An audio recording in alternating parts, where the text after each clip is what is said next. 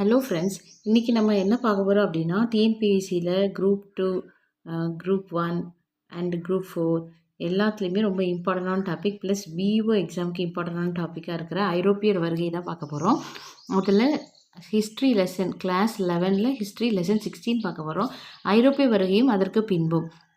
இதில் ஃபஸ்ட்டுன்னா இப்போ முதல் இந்தியாவில் போர்ச்சுகீசியர் யாரெல்லாம் வந்திருப்பாங்க அப்படின்னா என்ன ஞாபகம் வச்சுக்கோங்கன்னா போடா டே அடிச்சு போடுவேன் அப்படின்னு ஞாபகம் வச்சுக்கோங்க. போடா டே அடிச்சு போடுவேன் அப்படின்னா போர்ச்சுகீசியர்கள், டேன டச்சுக்காரர்கள், போடா டே அப்படின்னா டேனியர்கள், அடிச்சு போடுவேன்னா ஆங்கிலேயர்கள், பிரெஞ்சுக்காரர்கள். அப்படி ஆர்டர் வைஸ் நம்ம என்ன பண்ணணும், ஞாபகம் வச்சுக்கணும். இப்போ ஃபஸ்ட்டு யார் வந்திருப்பாங்க அப்படிங்கிற பார்ப்போம். போர்ச்சுகீசியர் தனது முதல் பயணத்தில் வாஸ்கோ ட காமா தனது மூன்று கப்பல்களில் 120 நபர்களோடு வந்தார்.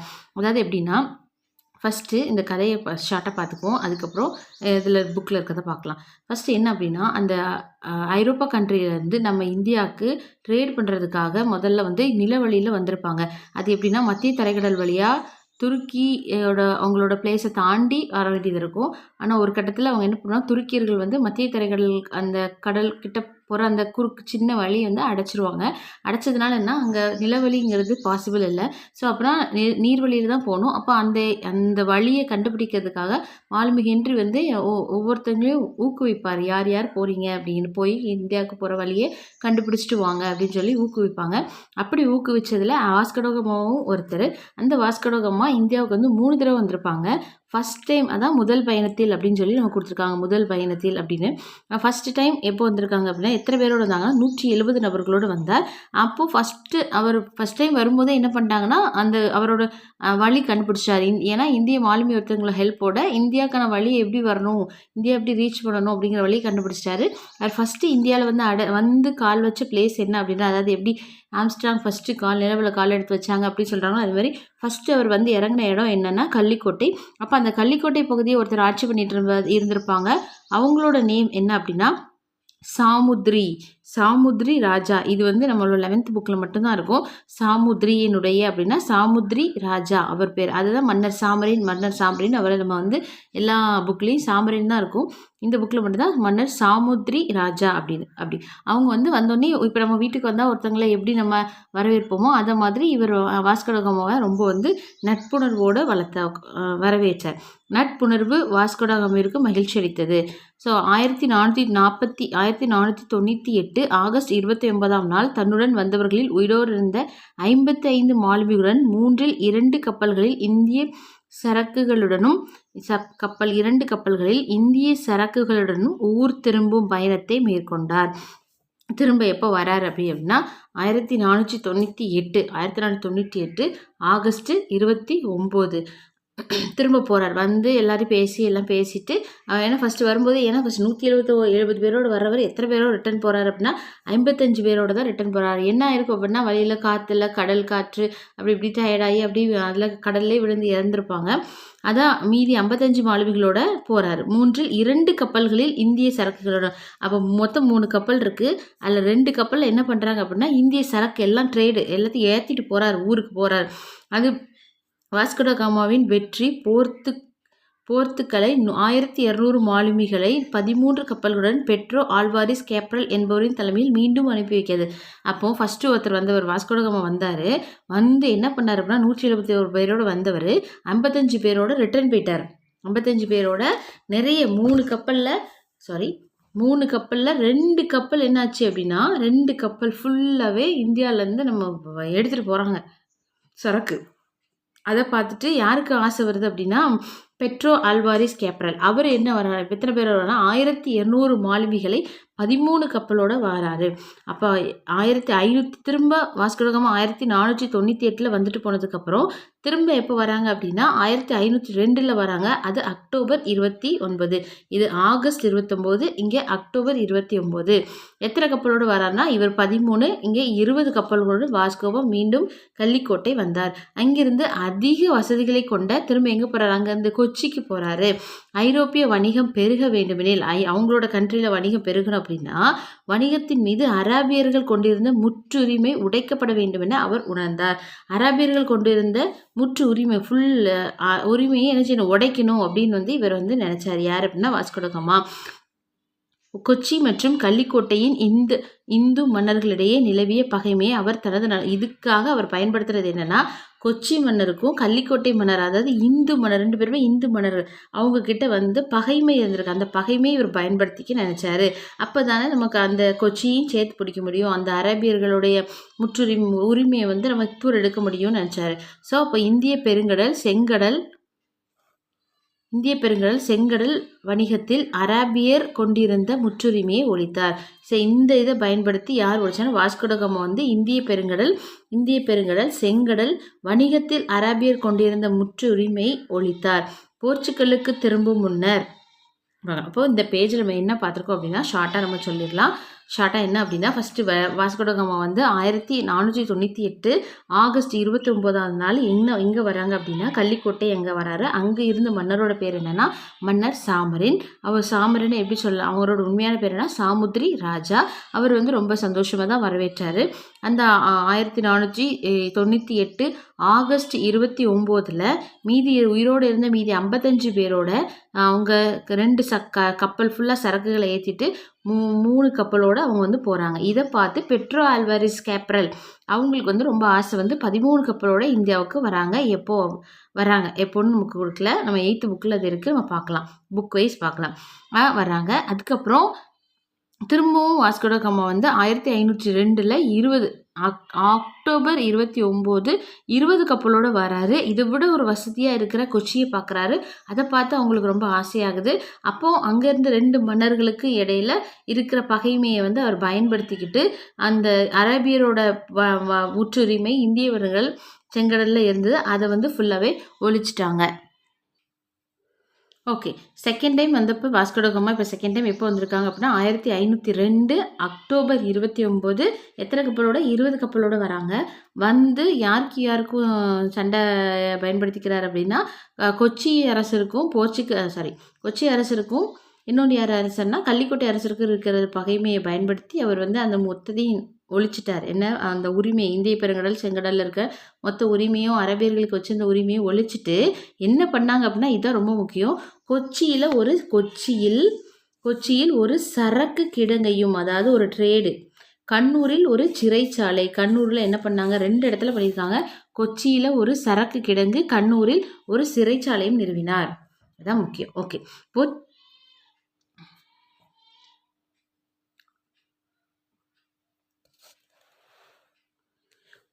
அடுத்த டாபிக், போர்ச்சுகீசிய வணிகம் ஒருங்கிணைக்கப்படல். ஆண்டுதோறும் பயணம் மேற்கொள்வதை நிறுத்திய போர்ச்சுகீசியர் வருஷம் போயிருக்காங்க.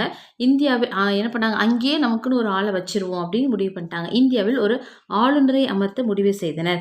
முதல் ஆளுநரான பிரான்சிஸ்கோ டி அல்மெய்டா நீல நீர் கொள்கையை கடைபிடித்தார். இக்கொள்கையின் மூலம் அவர் குடியிருப்புகளின் எண்ணிக்கையை அதிகரிக்காமல் கப்பல்களின் எண்ணிக்கையை அதிகரித்து கப்பற்படையை வலுப்படுத்தினார். இவர் எப்படின்னா, குடியிருப்பின் எண்ணிக்கையை அதிகரிக்காமல் கப்பலோட எண்ணிக்கையை அதிகரித்து கப்பற்படையை என்ன செஞ்சுருக்காங்க, வலுப்படுத்தியிருக்காங்க. சாமுத்ரியினுடைய கப்பற்படையும் எகிப்திய சுல்தானின் கப்பற்படையும் மூழ்கடித்தார்.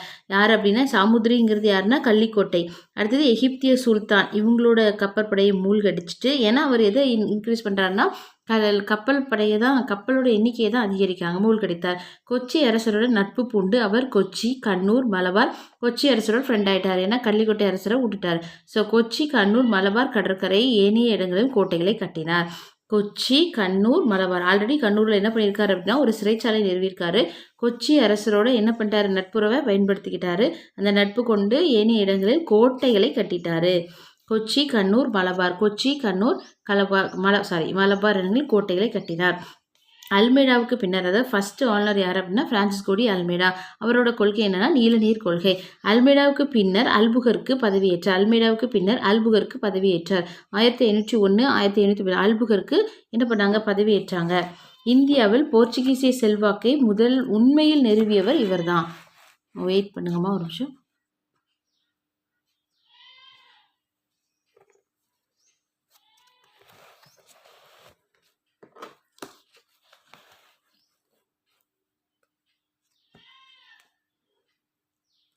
ஓகே, இந்தியாவில் போர்ச்சுகீசிய செல்வாக்கை முதலில் நிறுவியவர் இவரே. பீஜப்பூரின் அரசர் யூசுப் அடில் கானை தோற்கடித்த அடில் கானை தோற்கடித்த இவர் 1510 கோவாவை கைப்பற்றினார். இதுதான் ரொம்ப முக்கியம். கோவாவை கைப்பற்றியது யாரு அப்படின்னா அல்மெய்டா கோவாவை கைப்பற்றினார். கோவாவை முக்கிய வணிக மையமாக வளர்த்தெடுத்தார். அனைத்து மதம் சார்ந்த மக்களையும் கோவாவில் குடியேற ஊக்கப்படுத்தினார். ஐரோப்பியர் இந்திய பெண்களை திருமணம் செய்து கொண்டு போர்ச்சுகீசிய கட்டுப்பாட்டில் இருந்த பகுதிகளில் குடியேறுவதை ஆதரித்தார்.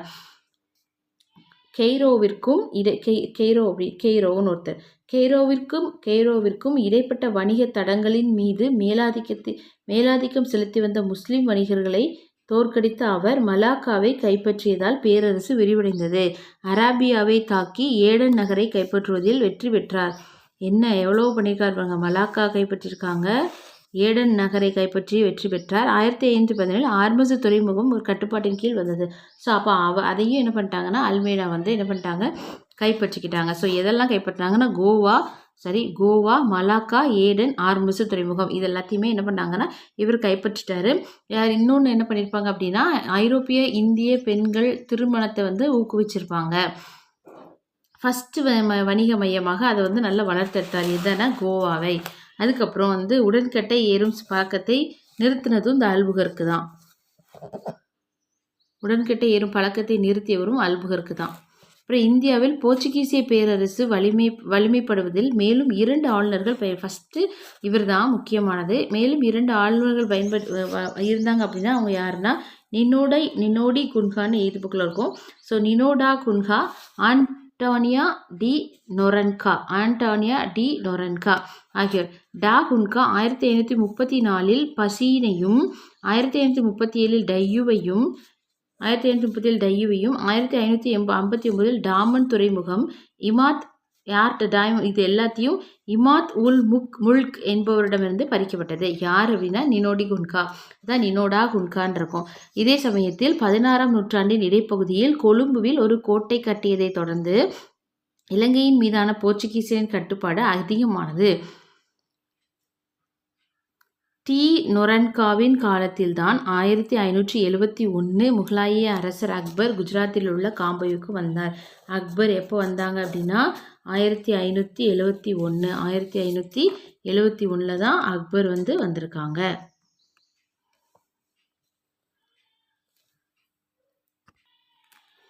ஓகே. அதுக்கப்புறம் என்னென்னா ஸ்பெயின் நாட்டு அரசர் 2ஆம் பிலிப் இருக்காங்க. அவங்க 1580 ஃபஸ்ட்டு என்ன பண்ணாங்கன்னா போர்ச்சுகல் நாட்டை கைப்பற்றி அது கூட இணைச்சிட்டார். ஃபஸ்ட்டு 2ஆம் பிலிப் தான் போர்ச்சுகல் நாட்டை கைப்பற்றினார். அதுக்கப்புறம் என்ன பண்ணாங்கன்னா அந்த போர்ச்சுகீசியரை இலங்கையில் வச்சு தோற்கடித்த ஃபஸ்ட்டு யார் அப்படின்னா டச்சுக்காரர். அப்புறம் அந்த டச்சுக்காரர் பின்னர் மலபார் கடற்கரையிலிருந்து அவங்க கோட்டையும் இப்படி எல்லாத்தையும் கைப்பற்றி இருக்கிறதுனால இந்தியாவில் இருக்கிற அவங்களோட கோட்டையை பாதுகாக்கணும்னு நினைக்காம பிரேசிலில் இருக்கிறத பாதுகாக்கணும், பிரேசில் மீது ஆர்வம் காட்ட தொடங்கிட்டாங்க. ஸோ அப்போ இந்த பேஜ் ஃபுல்லாக நம்ம என்ன பார்த்துருக்கோம் அப்படின்னா ஃபஸ்ட்டு பிரான்சிஸ்கோ டி அல்மெய்டா அப்படிங்கிறவங்க தான் முதல் ஆளுநராக வந்தாங்க. அவங்க பின்பற்றிய கொள்கை நீல நீர் கொள்கை. இவங்களோட மெயின் நோக்கமே என்ன, நீல நீர் கொள்கையோட மெயின் நோக்கம் அப்படி என்னன்னா குடியிருப்பை அதிகரிக்காமல் கப்பலோட எண்ணிக்கையை அதிகரித்து கப்பற்படையை வலுப்படுத்தியிருக்காங்க. இப்படி கப்பற்படையை வலுப்படுத்தினால சாமுத்ரி ராஜா அப்படிங்கிற சாமரின் மன்னரை தோற்கடிச்சிட்டாங்க. அந்த கப்பற்படையும் எகிப்திய சுல்தானோட கப்பற்படையும் தோற்கடிச்சிட்டாங்க. கொச்சி அரசரோட நல்ல ஃப்ரெண்ட்ஷிப் மெயின்டைன் பண்ணி கொச்சி, கண்ணூர், மலபார் கடற்கரையில் கோட்டைகளை கட்ட ஆரம்பிச்சிட்டாங்க. பிரான்சிஸ்கோ டி அல்மெய்டாக்கு அப்புறம் வந்தவர் யார் அப்படின்னா பிரான்சிஸ்கோ டி அல்மெய்டாக்கு அப்புறம் வந்தது யார் அப்படின்னா அல்புகர்க்கோட மெயினாக என்ன பண்ணாருன்னா கோவாவை கைப்பற்றி அதை ஒரு நல்ல முக்கியமான வர்த்தக மையமாக, அதாவது வணிக மையமாக அதை வளர்த்தெடுத்திருக்காரு. இன்னொரு பாயிண்ட் என்ன அப்படின்னா இவர் ஐரோப்பியாவில் இருக்கிற மக்களையும் இந்திய பெண்களை இந்திய பெண்களை திருமணம் செய்ய சொல்லி அந்த இதையும் ஊக்குவிச்சிருக்காரு, ஆதரிச்சிருக்காரு. அப்புறம் இன்னொன்று என்ன மலாக்காவை, அதாவது மலேசியாவில் இருக்கிற மலாக்காவை கைப்பற்றியிருக்காரு. ஏடன் அராபியரை தாக்கி ஏடன்கிற ஒரு நகரை கைப்பற்றி வெற்றி பெற்றிருக்காரு. அப்புறம் ஆர்மசு துறைமுகம் 1515 அப்படிங்கிற அதையும் தோற்கடிச்சாரு. உடன்கட்டைங்கிறதுக்கு அதை நிறுத்தணும் அப்படிங்கிறதுக்கு இந்த அல்புகர்க்கு முக்கியமாக நிறுத்ததுக்கு முயன்றவர் இந்த அல்புகர்க்கு. அதுக்கப்புறம் இவரோட இன்னும் 2 பேர் சேர்ந்து முக்கியமான பங்காற்றிருப்பாங்க அப்படின்னா யார் அப்படின்னா நினோடா குன்ஹா, ஆண்டோனியா டி நொரன்கா. இந்த டாகுன்கா வந்து 3 பிளேஸஸை வந்து யார்கிட்டருந்து இமாத் உல் முல்க்லேருந்து கைப்பற்றிருப்பார். என்ன அப்படின்னா 34 1534 பசீனு, 1537 டையுவையும், 1559 டாமன் துறைமுகத்தையும் வந்து கைப்பற்றிருப்பார். கொழும்புல ஒரு கோட்டையை கைப்பற்றுவார். கொழும்புல கோட்டையை கட்டியாச்சு அப்படின்னா இலங்கை மீது அவங்களோட ஆதிக்கம் வந்து செயல்படுத்த ஆரம்பிச்சிட்டுன்னு அர்த்தம். முகலாய அரசர் வந்து இந்தியாவுக்கு, அதாவது இந்தியாவில் குஜராத்துக்கு எப்போ வந்தாங்க அப்படின்னா 1571. இதுக்கு இடையில ஸ்பெயின் நாட்டு அரசர் வந்து 2ஆம் பிலிப்னு ஒருத்தங்க இருக்காங்க. அவங்க என்ன பண்ணியிருப்பாங்க அப்படின்னா போர்ச்சுகல் நாட்டை வந்து கைப்பற்றி இணைச்சிருப்பாங்க. அந்த போர்ச்சுகல் நாட்டை கைப்பற்றி இணைச்சிருப்பாங்க. அப்புறம் போர்ச்சுகீசியர் ஃபஸ்ட்டு வீழ்த்தினது டச்சுக்காரர்கள் தான். அந்த டச்சுக்காரர்கள் அடுத்து நெக்ஸ்ட்டு என்னதுக்கு போனாங்கன்னா மலபார் கடற்கரைக்கும் போனாங்க, அதையும் மீட்கிறதுக்கு. ஸோ அதனால் போர்ச்சுகீசியர் வந்து இந்தியாவில் இருக்கிற மித்த கோட்டைகளை பாதுகாக்கணுங்கிறத விட்டுட்டு பிரேசிலின் மீது ஆர்வம் காட்ட தொடங்கிட்டாங்க.